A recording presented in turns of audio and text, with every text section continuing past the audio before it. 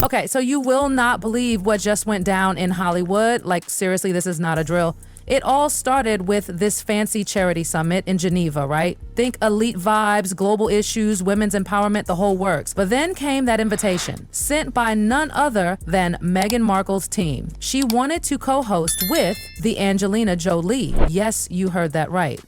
Meghan wanted to share the stage with Angelina Jolie, the icon, the humanitarian queen, the woman who's basically been living inside refugee camps and UN offices for 2 decades. And Meghan?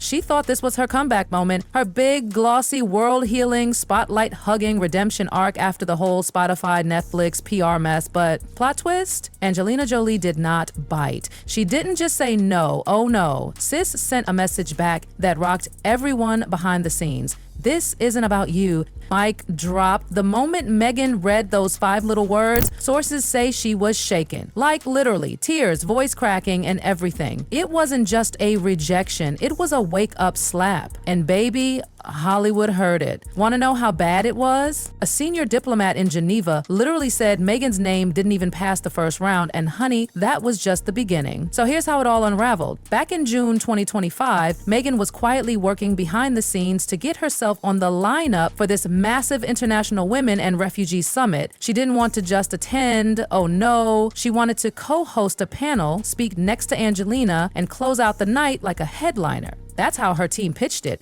One email even called it an unprecedented alignment of female global voices, spearheaded by Meghan, Duchess of Sussex, and Angelina Jolie, like they were this generation's Gandhi and Mother Teresa. But Angelina? She was not having it. A source close to the summit organizers spilled the tea. Angelina saw the proposal and got livid, like full on, not an email, just a phone call type of livid. She saw it as exploitative. She felt like Meghan was trying to use her legacy. 2 decades of refugee work reduced to a backdrop for Meghan's PR reset? No, ma'am. And then came the moment that flipped everything. Angelina withdrew from the panel. Yes, you read that right. She pulled out. She reportedly told the board, I won't stand on a stage that's been turned into a spectacle. Game over. The charity boardroom, absolute chaos. Because instead of a historic moment between 2 powerful women, they were now sitting on a PR bombshell. Behind the scenes, panic. Angelina wasn't playing, and she wasn't backing down. She made it clear this is about real stories, real trauma, women in war zones, not a platform for someone else's personal redemption arc. Meanwhile, Meghan was blindsided. Her entire team had been working for months to align her brand with Angelina's, like literally positioning her as the next global voice for humanitarianism. The thought was pair her with Angelina and boom, instant credibility. But instead of headlines, she got silence, cold, echoing, deadly silence, the kind that destroys. Then the leaks started. The leaks. First, internal emails from Meghan's own foundation. Someone, bless their shady little soul, sent them to a few outlets. And in one message, Meghan allegedly wrote, "We don't need approval, we need visibility." Girl, no. That line alone, explosive. Especially after Angelina's camp had already called the messaging tone-deaf and self-serving. One European Foundation board member literally said, "We can't risk attaching our cause to someone who sees this as a PR ladder." It wasn't just a no from Angelina. It was a declaration. Meghan's name was becoming radioactive in activist circles, and then came that quote. Angelina's words to a group of youth delegates, "If you're here to be seen rather than to see, this isn't your platform." Boom. No names were mentioned, but everyone knew exactly who that was about. Even the British tabloids, who usually have Meghan in their crosshairs, paused to admire the elegance of Angelina's shade. One headline, Angelina Jolie silently shuts the door on Meghan's global comeback. Yikes. Back in California, Meghan was reportedly devastated. She broke down on a Zoom call. An insider said her voice cracked as she whispered, I just wanted this to matter." But the story didn't end there. Oh no, because then, like a knife in the back, another whistleblower came forward. And this time, they said Meghan brought a camera crew to a trauma-famic field visit. Yes, a private healing session for survivors turned into a photo shoot. The worst part, no one told the trauma counselors that a celebrity was coming. No one told them there would be cameras. The backlash, nuclear. One mental health advocate tweeted, "You don't document healing without consent. That's not advocacy, that's exploitation." Ouch. Even a former charity partner from Meghan's royal days posted on LinkedIn, "Some people only show up when the cameras are rolling." Subtle, brutal, and everyone in the comments got it. And then the screenshots hit. WhatsApp's messages between summit organizers allegedly revealed Meghan's team had requested a hero shot of her walking through refugee tents. It was literally in the planning deck. Page 6. Notes included sunlight on hair. You cannot make this up. The backlash was swift, loud, unforgiving. A commentator said it best on a viral podcast, "You don't bring glam teams and lighting to grief." That's not feminism, that's self-prayer. Even Meghan's allies began backpedaling. A former supporter publicly said, "We value all advocates, but we must always put survivors first." Translation, you're not it anymore. And just when you thought Meghan couldn't take another hit, Angelina returned. She was spotted leaving a UN strategy session. No makeup, no glam, just a binder and her voice. A journalist asked about celebrities and humanitarian causes, and she said, "The cause should be louder than the person." Woo, no names, no callouts. But you know, the whole world knew. It was elegant, it was piercing, it was devastating. Within hours, the clip exploded online. Hashtags like "This is not about you" and Angelina said it trended everywhere. And Meghan, she was silent. Not just quiet, strategically silent.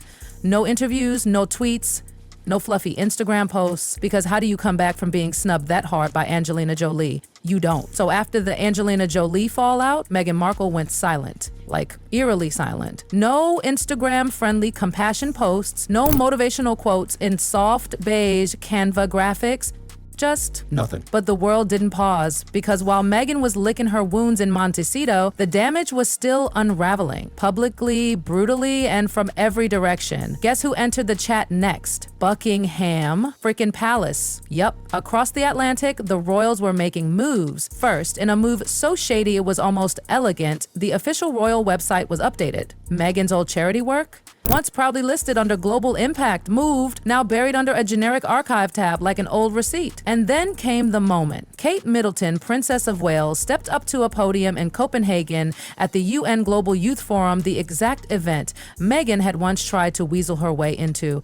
Kate didn't say Meghan's name. She didn't need to. What she did say, straight dagger. True service doesn't need applause. And true leadership, it's not about who stands in the spotlight. It's about who listens when the cameras are off. The applause was thunderous. Meghan probably curled up in a cashmere throw somewhere, clutching a mug of organic chamomile tea and blinking back tears. Insiders revealed Meghan had begged to get a last-minute video message included in the event, but she was politely declined. One palace source spilled, it was made clear the stage belongs to the speaker who earned it, not the one who demanded it. Oof. So on one side, you've got Angelina Jolie, the humanitarian juggernaut. On the other, Kate Middleton, the embodiment of grace under pressure. And Meghan, trapped, watching it all unfold, alone. But wait, we're not done. You know who else decided to peace out quietly? Tyler Perry. Yes, Tyler, the man who literally offered Meghan and Harry his private mansion when they fled the UK. The man who paid for their security. The man who once said, "Sometimes you have to protect the right people in a storm." Well, apparently the storm hit him too. Because when Meghan tried calling him 3 times over 1 week, guess what she got? Nothing. Nada. Not even a, "Hey, let's talk later." His team's message? He's in production, no outside meetings until August. Totally fine. Except he popped up that same weekend on stage beside, wait for it, Angelina Jolie at a UNICEF gala, smiling, laughing, standing under a banner that read, "Protecting children, not politics." The internet lost it. That picture went viral in minutes, and Meghan, she felt it deep. Her team scrambled to push out one of those glossy recap emails with soft focus photos of her doing charity work, but guess what? No one bit. No one posted. No one cared. One brutal PR analyst tweeted, "Even Tyler's gone silent." That's not a PR crisis. That's a full collapse. And it gets worse. Yes, worse. Backstage audio leaked from that same UNICEF gala. Caught on a hot mic? Tyler Perry himself allegedly saying, "She meant well, but it's not her story to lead." That sentence. That one line reportedly sent Meghan spiraling because Tyler had never ever hinted at anything less than full support. Until now. Sources said she didn't leave her Montecito home for 3 days. No dog walks, no coffee runs, no yoga sightings. Just stillness. Silence. Because she realized something terrifying. She was being iced out. And not just by the public, but by the people who had built her platform. Fast forward a couple weeks later, and Meghan, bless her determined heart, tried to bounce back. She planned a brand new charity event, classy, curated, high-end brunch in Beverly Hills. The theme, global youth literacy and women's leadership. Very on brand, very safe, very Meghan. This was supposed to be the comeback, except no one showed up. Reese Witherspoon declined. Natalie Portman out of town. Gabrielle Union, no response. Serena Williams sent regrets, yes. Even Serena, her assistant reportedly called the RVCV list a soft betrayal spreadsheet. Even Priyanka Chopra, who once publicly called Meghan her sister, declined. And what were all these powerful women doing that week? They were showing up to Kate Middleton's UN speech prep events. Guess who else was there? Gwyneth Paltrow, Zendaya, Angelina Jolie. The message was clear. Meghan was no longer the center of the circle. She was officially out. And then Oprah Winfrey. The Oprah. Meghan's former queenmaker came in with a silent but deadly blow. Word is, Meghan's team reached out to OWN with a pitch, a new, shiny joint sit-down, a conversation about healing, global motherhood, and women reclaiming the narrative. OWN's response? Crickets. Not even a polite "we'll consider it," just silence. Then, Oprah went on a panel, and when asked, "What's your biggest regret from your public interviews?" she paused, looked the moderator dead in the eye, and said, "Sometimes I trusted the story more than I trusted my instincts, and that was just wrong, no name. But girl," the message screamed louder than a stadium full of Beyoncé fans. And as Meghan sat in her Montecito mansion, watching that clip on loop, sobbing according to sources, she knew what had just happened. She had lost Oprah. The woman who made her globally sympathetic, who gave her a soft-lit platform and called it truth, gone. And that brings us to the final unraveling. Kate Middleton's UN speech. The one Meghan allegedly tried to block months ago, it blew up. Millions watched it. Commentators called it graceful, dignified, what royalty should be. Meanwhile, Meghan had quietly hosted that brunch. No red carpet, no A-listers, no real press, just carefully cropped pics, interns in the background, and a fake smile that didn't quite reach her eyes. And in the aftermath, nothing. No new projects, no powerful allies speaking up, no comeback arc, just silence, a vacuum of support. Even Netflix reportedly pulled the plug on her upcoming pitches. One exec allegedly called it a public sentiment concern. Translation? She's toxic right now.